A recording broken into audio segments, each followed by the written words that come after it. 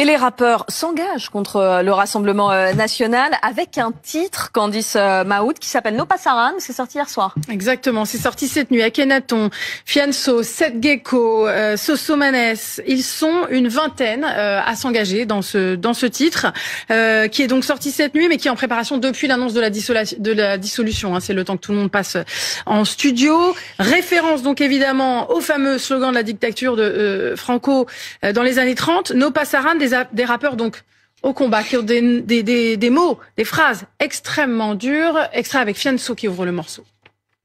Coule ce tremblement, fuck le rassemblement. Un pays de facettes, le revers de la médaille sur toute la longueur de la A7. Faut qu'on rembobine la cassette. La menace vient droit d'exciter ma gueule, on vote contre les porcs. Jordan, t'es mort. Jordan, t'es mort.